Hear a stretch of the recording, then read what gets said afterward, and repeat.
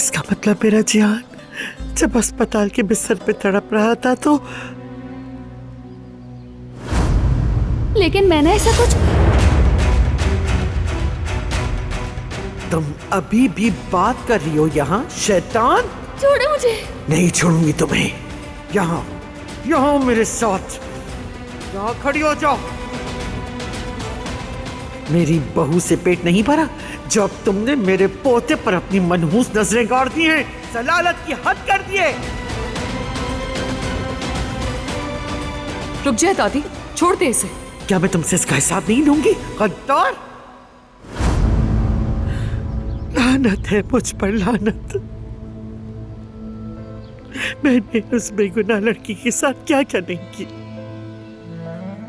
अब तुम इसकी तलाफी कैसे करोगी आजाद? असल में तो तुम्हें यह सोचना है